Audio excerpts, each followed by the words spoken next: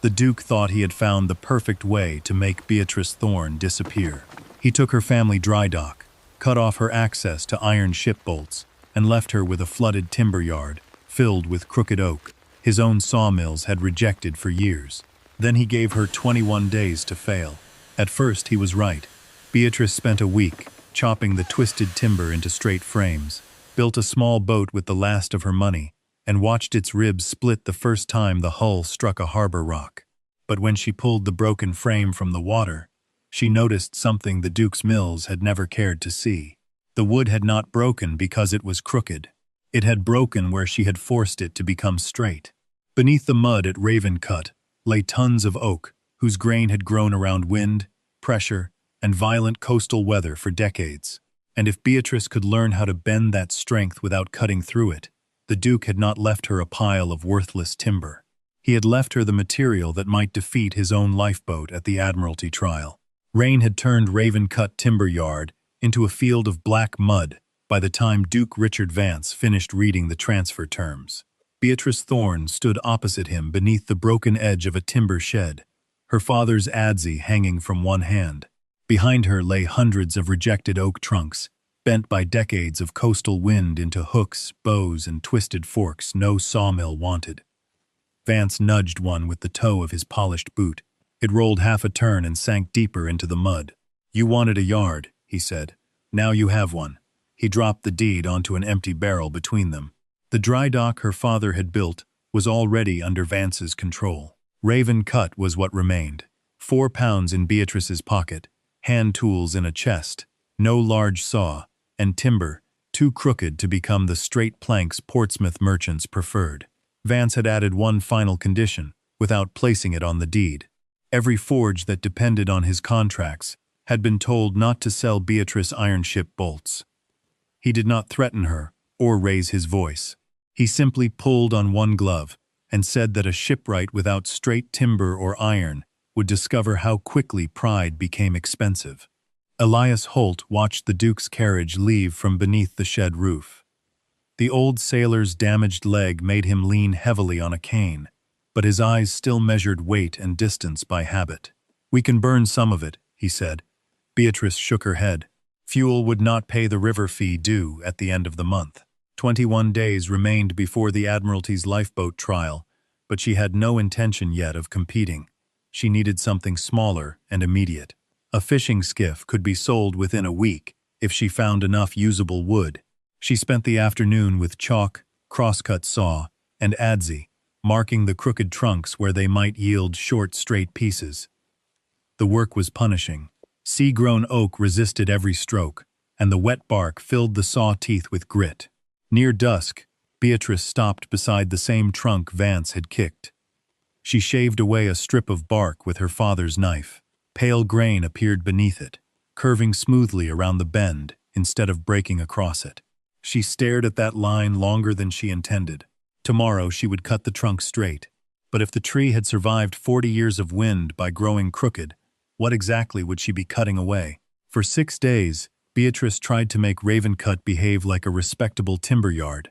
She and Elias dragged the least distorted oak beneath the shed, chalked straight lines across the bends, and removed everything that refused to fit them. The crosscut saw rasped until their shoulders burned. The adze struck in a slow, brutal rhythm. Each straight section they recovered cost them twice its length in waste. By the 4th day, Beatrice had enough pieces for the frames of a 12-foot fishing skiff. They were short, so she joined them where the hull curved hardest, boring holes with her father's auger and fitting wooden pegs around resin-coated scarfs. The damp air worked against her. Resin that should have stiffened overnight remained tacky by morning, and the oak was so hard Elias bent one drill bit trying to open a fastening hole. Still, the boat took shape. Beatrice planed the planking thin to save weight and spent the last of 1 shilling on lamp oil and dry kindling so the joints could warm beneath the shed. When the hull finally sat upright on its crude cradle, her palms were split beneath strips of linen. Elias walked around it twice and said nothing. That worried her more than criticism. 2 fishermen came at dawn to see whether it floated. The skiff slid down greased runners into the harbor water cleanly. For the first 20 yards, nothing happened. Beatrice stood knee-deep at the edge, watching every seam. Then a passing swell turned the bow sideways and pushed the port quarter against a low, black rock. The sound was not loud. A single crack came from inside the hull. One frame folded at the joint. A second split above it, where Beatrice had chopped away the natural bend to make the timber straight. The plank opened enough for water to pour through. Elias reached the painter before the skiff drifted farther, but by the time they hauled it back, the gunwale was nearly level with the harbor. The fishermen left without bargaining. Beatrice spent an hour in the mud dismantling the broken frame. She expected the scarf to have failed. It had not. The fracture ran through the timber itself. She washed the mud from the broken rib and held the two pieces together. Across the pale face of the break, the grain ended in short diagonal lines, exactly where her adze had cut through the original curve. Behind her, untouched crooked oak lay in heaps. Beatrice picked up one twisted limb and followed its grain with her thumb. The fibers did not cross the bend. They went around it. Beatrice did not touch the saw the next morning. She laid the broken rib from the skiff across 2 barrels and carried 3 untouched crooked limbs beside it. With chalk and a carpenter's square, she marked where the grain entered each bend and where it emerged. The failed rib showed the same pattern every time. Her straight cuts had shortened the fibers at the point that needed them longest. "Stop making it straight," she said. Elias looked across Raven Cut as if she had proposed rebuilding Portsmouth from driftwood. Beatrice ignored him and began sorting. Timber with rot, shakes, or grain twisting violently out of plane went into a reject pile. Straighter lengths that could serve as planking went under the shed. Anything whose natural curve approached the shape of a ship's rib received a white chalk arc and was stacked separately. By noon, the yard no longer looked like one heap of waste. The problem was that none of those curved pieces matched a hull exactly. Beatrice pulled warped planks from the collapsed shed wall and built a narrow wooden chamber nearly 15 feet long. Elias found an old copper pipe behind a broken rain barrel. They sealed its joints with cloth and pitch, ran one end into the box, and connected the other to the largest iron kettle they still owned. Every useful nail in the yard went into holding the box together. The first hiss of steam brought back the old dry dock more sharply than any portrait could have. As a girl, Beatrice had spent hours beside her father's bending fires, carrying water and marking the amount a plank sprang back after leaving its mold. He had never told her that steam made bad timber good. He had taught her something stricter. Heat could make sound timber temporarily willing to move, but only if the grain was respected. She returned to the present when steam began escaping around the lid. The oak inside had been chosen because its curve already followed most of the rib she needed. Beatrice was not asking it to become something foreign. She needed only to tighten the bend. While the timber heated, she and Elias built a full-size jig from the heaviest scrap beams in Raven Cut and drove stakes deep into the mud behind it. They added wedges, rope purchase, and the few surviving clamps from her father's chest. 2 hours later, Beatrice opened the steam box. Hot vapor rolled across the yard. Elias hooked the softened oak with a wooden lever, and together they dragged it toward the jig. The timber could bend now. The question was whether their homemade mold could survive the force required to make it stay there. The first bend failed before the oak had moved 6 inches. Beatrice and Elias hauled on the rope purchase while the steaming timber pressed against the wooden jig. The oak answered with a deep creak, not a crack but a warning. One iron clamp slid sideways on the wet surface. The timber twisted out of plane, struck the edge of the mold, and tore a fastening block loose. "Leave it," Beatrice said. Elias released the rope. Steam drifted from the oak as it cooled in the mud. They had spent 2 hours heating a piece they could no longer trust. Beatrice inspected the polished mark where the clamp had slipped. They had been trying to force the whole bend at once. The tightest section of grain was taking nearly all the load, while the rest of the timber contributed nothing. For the second attempt, she changed the sequence. They steamed another curved length until heat had penetrated the oak, then moved it directly onto the repaired jig. Elias held the heel with a wooden dog while Beatrice drove the first wedge near the broadest natural curve. They advanced a few inches at a time. Rope tightened. Wedge followed rope. A second support prevented the timber from rolling sideways. The oak began to complain. A low series of creaks traveled through the wet wood, as the outside fibers stretched and the inside face compressed against the mold. Beatrice kept one palm near the grain, feeling for sudden movement. When the resistance sharpened, she stopped. They shifted the pressure farther along the rib, and continued. No fiber snapped. By sunset, the timber lay against every station of the jig. They left it clamped through the night. In the morning, Beatrice removed the wedges one by one. The rib sprang back slightly, then stopped. Its curve remained smooth. She searched both faces for lifting grain, and found none. That afternoon they fitted 2 scrap hull planks across it. With no iron bolts available, Beatrice bored the fastening holes and drove in seasoned oak treenails, dry enough to bite hard against the greener timber. Elias suspended the test section between 2 blocks. They loaded stones onto its center until the planks bowed. Then he swung a short timber weight against the rib. The frame flexed. The treenails held. They struck it again. Nothing opened. Elias ran one thumb over the joint. Bolts would have been quicker. Beatrice looked at the intact curved rib, then at the pile of ironless timber Vance had meant as punishment. Then, he has given us time to learn whether quicker was ever the same as stronger. By the next morning, Beatrice had stopped thinking in terms of one rib.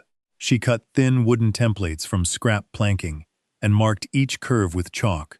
Elias timed the steam cycles with her father's old watch. Every length of oak was inspected before it entered the box. Grain direction, hidden shakes, knots near the bend, rot beneath the bark. Timber that failed one check was rejected before they wasted fuel on it. A young carpenter named Samuel Pike arrived on the 3rd day after hearing about the skiff that had sunk.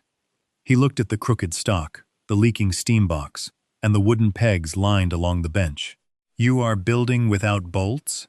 "I am building without the bolts I cannot buy." He smiled once, without much respect. Beatrice handed him the broken rib from the first skiff and placed the steam-bent test frame beside it. Samuel stopped smiling. She offered him 1 day's wage from the last coins in her purse. By evening, he was still there. They built a 12-foot lifeboat with 4 bent frames, light planking, and seasoned oak treenails driven into carefully bored joints. Each dry pin entered tight. Beatrice left the heads proud until the hull had taken moisture, then checked them again. The wood had begun to swell against itself. 2 Coast Guard men arrived with a boatswain before noon the following day. They did not praise the workmanship. They measured beam and weight, inspected the ribs, and asked Beatrice whether she objected to a rough trial. She did not. The boat was launched beyond the sheltered edge of the harbor. With 2 men aboard and ballast lashed low, the boatswain brought it across a short chop and let the quarter strike a black rock at an angle that made Samuel curse under his breath. The hull jumped sideways. A plank groaned. Then the boat settled upright. They hauled it ashore and turned it on blocks. Beatrice checked every rib with her fingertips. No split grain, no open scarf, no treenail had backed out. The boatswain struck one fastening with his knuckle. How much for another larger? Beatrice named the lowest figure that would still buy coal, rope, and wages. He placed 10 pounds on the workbench and told her the Admiralty would inspect a full-size prototype if she could deliver it before the trial. That evening, steam hissed from Raven Cut, long after dark. Across Portsmouth, Richard Vance received the report without changing expression. He asked only one question: how does she intend to launch the larger one? The 10 pounds did not make Raven Cut prosperous. It bought coal, rope, food, and enough wages to keep Samuel at the bench, while Beatrice began laying out the full-sized prototype. The larger hull created a problem the small boat had hidden. Crooked timber could not be treated like identical boards from a sawmill. Each frame station demanded a different curve. Beatrice cut full-sized templates, numbered them, then walked the yard matching each shape against the oak that Vance had rejected. Some pieces were useless. Others needed only a few inches of correction after steaming. The work was slower than straight cutting, but far less grain was sacrificed. Samuel learned to read her chalk marks. Elias kept the steam box cycling while Beatrice moved from jig to jig, checking for twist before the oak cooled. By the third day, 6 ribs stood in sequence, like the bones of an unfinished animal. They still needed money. A fisherman brought them an older boat, with a loose floor timber, and offered 2 shillings for the repair. When Beatrice removed the damaged plank, the iron fastening beneath it resisted the wrench, then came free in a shower of reddish scale. The wood surrounding the bolt was blackened and soft enough to mark with her thumbnail. Samuel leaned closer. Rot? Not by itself. Beatrice split away the weakened timber and examined the stain around the iron. Salt water had reached the fastening repeatedly. Corrosion had expanded beneath the surface, and the wood immediately around it had suffered with it. She placed the rusted bolt on the bench, beside one of her dry oak treenails. Vance had meant the absence of iron to cripple her. Instead, it had forced every fastening in her prototype to move with the same hull that held it. The treenails would swell as they took moisture. They could still fail if poorly fitted, and Beatrice trusted no joint she had not inspected herself. But they did not bring a rusting iron core into the oak. That afternoon, a yacht broker offered cash for the best curved stock in Ravencut. He had seen the new ribs and understood that someone else would pay for them. The money would have covered several weeks of wages. Beatrice refused. Selling the timber would save the yard and kill the prototype. By dusk, another curved rib was locked into its jig. Across Portsmouth, word of the rejected offer reached Richard Vance. For the first time, he understood that Beatrice was not trying to survive on his scraps. She was preparing to compete for the same Admiralty decision he had expected to own. Ravencut changed first in sound. The yard had once held only rain, gulls, and the slow knock of loose boards against the shed. Now the steam box hissed from before sunrise until dark. Mallets struck treenails in measured bursts. Saws rasped through stock Beatrice had already marked, and every few hours Elias called out the end of another steam cycle. The prototype was finally becoming a boat rather than a collection of frames. 3 shipwrights who had once worked under Beatrice's father came after hearing that Samuel Pike was being paid. She could not afford all of them for long, so she made the terms plain: food, modest wages, and no promise beyond the Admiralty trial. They stayed. Beatrice organized the yard around sequence. Templates hung by frame number. Crooked oak was matched before cutting. Questionable timber was rejected early, even when losing it hurt. Steam-ready stock moved beside the box. Finished ribs cooled in jigs before Samuel bored the treenail holes. The process saved time only because no one was allowed to improvise badly. On the second day, one promising oak limb opened along a hidden shake while steaming. Beatrice discarded it rather than risk the hull. On the third, their coal pile dropped low enough that she canceled the night cycle and spent part of the Coast Guard money on another delivery instead of better food. By then, the ribs stood complete. Planking closed over them one strake at a time. Dry treenails disappeared beneath the mallet, each one inspected before its head was trimmed. When the Coast Guard inspector returned, he walked the hull from bow to stern, checked the frame spacing, and pressed his knife against 3 joints. "If she reaches Portsmouth," he said, "the Admiralty will examine her." It was the first time anyone outside Ravencut had spoken of the prototype, as if it might actually arrive. That evening, Beatrice paid the men before counting what remained for herself. At the harbor office, Richard Vance was studying a different set of numbers. Ravencut had survived the loss of iron. It had survived public failure. Now it had workers, a repeatable process, and an inspector willing to wait for its boat. Vance did not interfere with the yard. He asked instead when the upstream sluice was scheduled to open. Before dawn, the river level beside Ravencut began to fall. By the time Beatrice stepped outside, the narrow launch channel had become a long shelf of sucking mud. The completed prototype rested on its cradle less than 40 yards from open water. For the first time in 3 weeks, Ravencut had built exactly what it needed, and there was no longer a river beneath it. The first attempt buried the cradle deeper. Beatrice had the men lay round timber beneath the runners and rig the strongest rope in Raven, cut to the old hand winch near the shed. 6 men leaned into the bars. The prototype moved less than a foot before the rollers vanished into the mud and the bow settled lower. "Stop," The rope went slack. One roller had split lengthwise, another was gone beneath the hull. Elias stepped down from the winch, took 2 uneven breaths, and nearly fell. His coat was soaked through. By noon, he was shivering beneath blankets in the shed, while Samuel tried to coax heat from a brazier. The Admiralty trial would close the following morning. Beatrice walked the 40 yards between the stranded hull and the river. Direct pulling was making the problem worse. Every pound they dragged forward pressed the runners harder into the mud. She returned to the winch and stared at the rope lead. Elias opened his eyes when she knelt beside him. "You're hauling against the earth," he said. His voice was weak, but his hand still knew rigging. With a piece of charcoal, he drew 2 blocks, an anchor point, and a changed line of pull on the floorboard. Beatrice understood before he finished. They did not need more men. They needed to stop asking the rope to do one thing. She sent Samuel for every sound block and length of hawser the yard possessed. 2 shipwrights dug around the largest oak stumps until the roots could be trusted as anchors. Beatrice reeved the tackle so one purchase lifted the forward end of the cradle, while another drew it toward the river. A crude windlass made from a timber spar gave them control instead of speed. The first lift raised the bow barely 2 inches. It was enough. Mud released from beneath the runner with a wet sucking sound. Samuel shoved a plank under it. They reset the tackle and moved again. 2 inches became 6. 6 became a foot. They worked through darkness in cycles. Lift, pack, haul, reset. No one wasted strength trying to drag the full weight at once. Near dawn, the last runner reached firmer ground. The prototype slid forward until the river finally took part of its weight. Men who had been too tired to speak stood waist-deep beside the hull and held it steady while Beatrice climbed aboard. Ravencut disappeared behind them as the tide began to return.